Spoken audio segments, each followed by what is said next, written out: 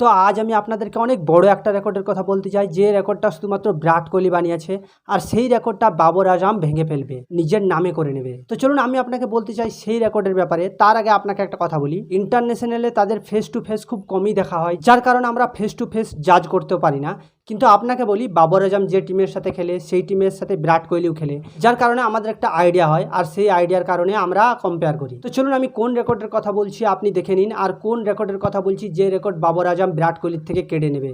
রেকর্ডটা হচ্ছে টি-20 ইন্টারন্যাশনালে সব থেকে বেশি রান করার রেকর্ড যে কোনো একটা দেশের বিপক্ষে, যে রেকর্ডটা শুধুমাত্র বিরাট কোহলির কাছে আছে। তো চলুন আমি আপনাকে সর্বপ্রথম বিরাট কোহলির রেকর্ডটা দেখাই। তো আপনি দেখতে পাচ্ছেন বিরাট কোহলি অস্ট্রেলিয়ার সাথে 22টা ম্যাচ খেলে 21 ইনিংসে 794 রান করেছে, যার অ্যাভারেজ 52.93 এবং স্ট্রাইক রেট হচ্ছে 143 এবং 0 সেঞ্চুরি এবং 8টা হাফ সেঞ্চুরি। আপনি বুঝতে পাচ্ছেন এটা হচ্ছে টি-20তে। তারপর আছে বাবর আজম, 21টা ম্যাচের মধ্যে 20 ইনিংসে 755 রান করেছে, 44.41 অ্যাভারেজ এবং 130 তার স্ট্রাইক রেট, একটা সেঞ্চুরি আছে এবং 7টা হাফ সেঞ্চুরি আছে। বিরাট কোহলি থেকে বাবর আজমের এই রেকর্ডটা নিজের নামে করে নিতে শুধুমাত্র 40 রান লাগবে। তো আমি আপনাদেরকে আরেকটা টেবিল দেখাচ্ছি, যে টেবিলটা দেখে আপনি ক্লিয়ারলি বুঝে যাবেন। এখানে দেখুন নিউজিল্যান্ডের বিরুদ্ধে বাবর আজম 21টা ম্যাচের মধ্যে 20টা ইনিংসে 755 রান করেছে, 44.41 অ্যাভারেজে, 130 তার স্ট্রাইক রেট এবং একটা সেঞ্চুরি করেছে। তারপর মোহাম্মদ রিজওয়ান আছে, 19টা ম্যাচের মধ্যে 18টা ইনিংসে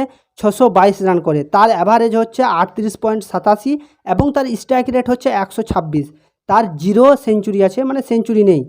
আর 3 নম্বরে কিন্তু আপনি রোহিত শর্মাকে দেখতে পাচ্ছেন, 17টা ম্যাচের মধ্যে 17টা ইনিংসে 511 রান বানিয়েছে এবং তার অ্যাভারেজ হচ্ছে 34.6 এবং তার স্ট্রাইক রেট হচ্ছে 141.16, তারও কোনো রকম কিন্তু সেঞ্চুরি নেই।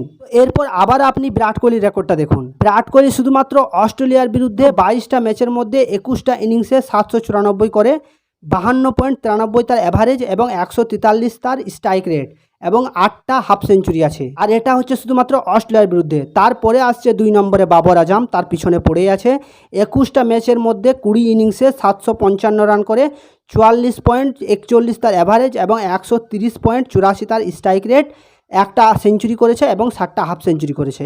তো আপনারা দেখতেই পাচ্ছেন বাবর আজম শুধুমাত্র 40 রান করলে বিরাট কোহলির এই অনেক বড় রেকর্ডটা ভেঙে দেবে এবং নিজের নামে করে নেবে। এবং বাবর আজম যদি একটা হাফ সেঞ্চুরি করে, তাহলে বিরাট কোহলির আগে থাকবে বাবর আজম, কেননা বাবর আজম নিউজিল্যান্ডের বিরুদ্ধে একটা সেঞ্চুরি করেছে, যেখানে বিরাট কোহলির কোনো সেঞ্চুরি নেই। তো আমি আপনাকে দেখালাম বিরাট কোহলি এবং বাবর আজম এরা দুইজনে কোন দেশের বিপক্ষে কত রান বানিয়েছে, যে রানটা পৃথিবীর কোনো ব্যাটিং কোনো দেশের বিপক্ষে বানাতে পারেনি, শুধুমাত্র বাবর আজম এবং বিরাট কোহলি ছাড়া। তো চলুন আমি আপনাকে আর একটা রেকর্ডের কথা বলি, যেটা বিরাট কোহলি থেকে বাবর আজম কেড়ে নেবে।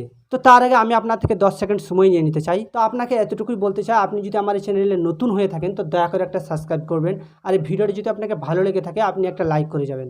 আপনি তো জানেন যে ভিডিও বানাতে কতটা মেহনত হয়, আর যার কারণে আমি আপনাদের কাছে রিকোয়েস্ট করছি, আপনি আমার এই চ্যানেলের যদি এই ভিডিওটা দেখছেন তো দয়া করে একটা সাবস্ক্রাইব করে যাবেন। বাবর আজমকে নিউজিল্যান্ডের বিরুদ্ধে শুধু 245 রান করতে হবে, আর সে যদি 245 রান করতে পারে তাহলে বিশ্বাস করুন পৃথিবীর সবথেকে বড় একটা 1000 রান করা ব্যাটম্যান হয়ে যাবে, যে শুধুমাত্র একটা দেশের বিপক্ষে 1000 রান বানিয়েছে। সে নিউজিল্যান্ডের বিপক্ষে 1000 রান করা প্রথম ব্যাটম্যান হয়ে যাবে, যে কখনো কোনো ব্যাটম্যান কোনো দেশের বিপক্ষে এতগুলো রান করতে পারেনি। তো আমি আপনাকে বলি, আপনি যদি ভেবে থাকেন যে বাবর আজম নিউজিল্যান্ডের সি টিমের সাথে খেলবে, তো আমি আপনাকে বলি 2021, 2022 নিউজিল্যান্ডের সাথে পাকিস্তানের যে ম্যাচগুলো ছিল, তখন কিন্তু বাবর আজম হাফ সেঞ্চুরি করেছিল। বাবর আজমের ব্যাটিংয়ের জন্য নিউজিল্যান্ড পাকিস্তানের কাছে হেরে গেছে। তো চলুন দেখা হচ্ছে পরের ভিডিওতে। আর আপনাকে আবারও বলছি, আপনি যদি আমার চ্যানেলে নতুন হয়ে থাকেন তো দয়া করে একটা সাবস্ক্রাইব করে যাবেন।